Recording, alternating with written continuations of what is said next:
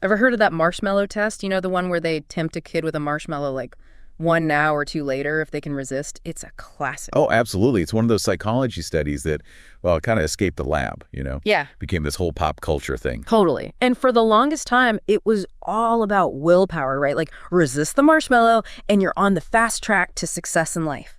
But what if it's not as simple as that? And that's the question, isn't it? See, psychologist Melissa Sturgapple and her team, they dug a little deeper and realized there was a whole other layer to this whole marshmallow situation. Oh, okay. I'm intrigued. What'd they find? Well, they started looking at the socioeconomic backgrounds of the kids in these studies, and turns out your zip code might actually play a bigger role than your willpower when it comes to those sugary treats. That's really interesting. So it's not just about looking at a kid's ability to resist temptation in isolation. It's about considering their environment, their background, all these other factors, right? Exactly. Like Sturgiapple's research showed that if a child came from a lower income family, they were, on average, less likely to hold out for that second marshmallow. But here's the thing. It's not because they lacked self-control. It's about adaptation. Adaptation. Okay, I think I see where you're going with this. Think about it. If you grow up in a world where resources are scarce, where opportunities come and go, well, you learn to grab what you can when you can. It's a survival strategy. It makes perfect sense when you put it that way. Delaying gratification isn't exactly the most logical approach when life has taught you that what you want might disappear if you wait too long. Precisely. And this is where things start to get really interesting, because this childhood experience, it doesn't just vanish when we grow up. It can morph into what economists Senhil Mullainathan and Eldar Shafir call a scarcity mindset. Scarcity mindset. Oh yeah, I've heard that term thrown around. Something to do with constantly feeling strapped, right? Whether it's time, money, you name it. You got it. It's like we develop this tunnel vision, laser focused on what we lack in the here and now, and it makes it, well, really challenging to think about the long game. Okay, now this is something I think a lot of people can relate to. That feeling when you know you should be saving more, but then, bam, an unexpected expense pops up and, well, there goes the budget again. Exactly. And that constant feeling, of playing catch up, of never quite having enough, it impacts everything. Finances, relationships, even just our ability to enjoy the moment. It seeps into everything. Wow, it's like always swimming upstream, just trying to stay afloat. So how do we deal with this? How do we break free from this constant feeling of scarcity? Well, that's where things get even more interesting. Some researchers believe that low desire living could be one way to navigate this whole thing. Low desire living. I'm not sure if I've heard that one before. Sounds a little, I don't know, a little bleak maybe. Yeah, it often gets misconstrued like it's about giving up on your dreams or something. Yeah. But it's really not that at all.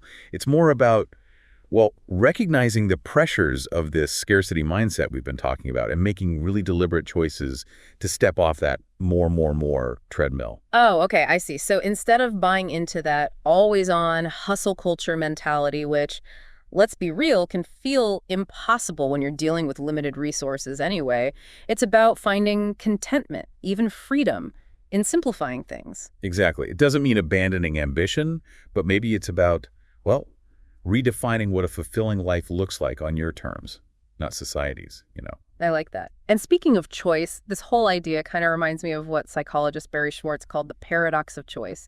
The idea that too many options can actually be paralyzing. Oh, 100%. We think more choices equal more freedom, but it often just leads to decision fatigue and this low-key dissatisfaction. It's so true. It's like having a closet bursting with clothes, but you still feel like you have nothing to wear. Right. And now imagine you're already operating from that scarcity mindset, feeling stressed, feeling overwhelmed, having fewer choices, whether it's clothes, commitments, even career paths, can actually be incredibly freeing. It's such a fascinating reframing, and it makes me think about that marshmallow test in a whole new light. It's not just kids grabbing for candy, is it? It's like this little microcosm of all these bigger systemic things we're grappling with. I think you're onto something there. It's recognizing that, yeah, individual effort matters, but we can't ignore the fact that the playing field, it's not exactly level.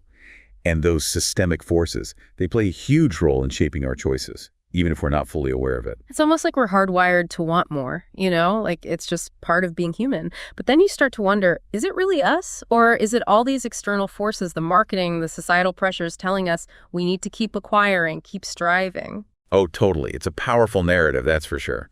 And it's easy to fall into that trap, especially when you're surrounded by these messages that say success equals stuff, Yeah. bigger house, fancier car, that whole deal. Right. But what happens when that pursuit of more just becomes too much? When the gap between what we're told we should want and what we can realistically achieve just leads to stress and anxiety. That's where this whole low desire living thing starts to make a lot of sense. It's about questioning those desires, those things we've been conditioned to want, and asking, hold on, what do I actually value? What matters to me? It's like hitting the pause button on that whole consumerist treadmill, right? Stepping back and saying, you know what, this isn't working. Reclaiming your time, your energy, all those things that get eaten up when you're constantly striving. Yes, and here's the thing. We often think about low desire living as a response to scarcity. Like, oh, I don't have enough, so I'm going to want less. But what if it's actually a path to a different kind of abundance? Ooh, I like that.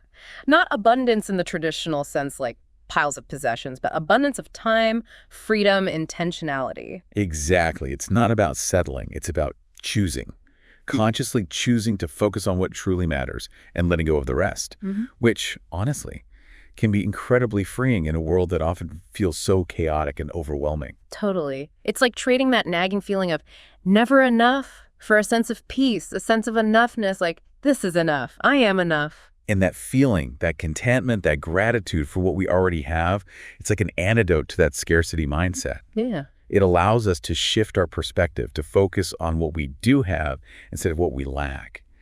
And that can make such a difference in our well-being. It's funny how this keeps coming back to perspective, isn't it? This whole Marshmallow Test thing. It's like this little window into all these bigger questions about willpower, about success, about the choices we make. And it reminds us that we can't separate those choices, those individual decisions, from the context in which they're made, right? The social, economic, cultural forces, they all play a part. It's like that saying, don't judge a fish by its ability to climb a tree. We all have different starting points, different obstacles, different definitions of what it means to thrive. Absolutely. It's about recognizing the complexity of the human experience, the individual choices and the systemic forces that shape those choices.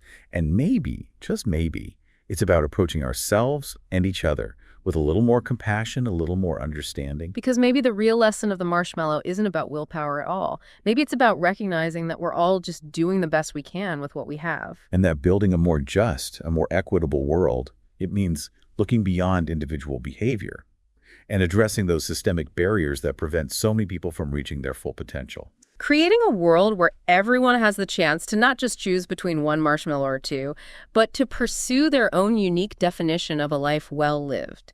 It's like we get so caught up in judging the individual, right? Like, oh, they grabbed the marshmallow, must not have much willpower. But we rarely stop to ask who put that marshmallow there in the first place and who benefits from some people reaching for it. It's like that whole saying, pull yourself up by your bootstraps, but nobody bothers to check if you even have boots. Yeah. We talk about equal opportunity, but the reality is access to those opportunities, resources, support systems, even just a little bit of breathing room, those aren't equally distributed. And that's where this conversation goes from interesting to, honestly, crucial. Because it's not just about marshmallows anymore, is it? It's about how we think about success, about opportunity, about our role in creating a world where everyone has a chance to thrive. It's amazing how this, seemingly simple experiment, this marshmallow test, becomes this lens for examining all these bigger societal issues. It's not just about delayed gratification. It's about understanding the intricate ways our environment, our backgrounds, our economic realities, they all shape our choices. And ultimately, they shape our lives. You know what? Next time I hear someone casually mention the marshmallow test, I'm going to have a whole lot more to say. Oh, that's the willpower test, right? We're diving deep. I love it. And hopefully, it'll spark some more nuanced conversations, conversations about those systemic factors, about approaching each other with more empathy and understanding. Because that's what it's all about, right? Questioning those assumptions, looking at the world through a more critical, a more compassionate lens. That's how change happens. So next time the marshmallow test comes up, just remember there's always more to the story. There's a lot to unpack and hopefully a lot more understanding to go around. Thanks for joining us for this deep dive.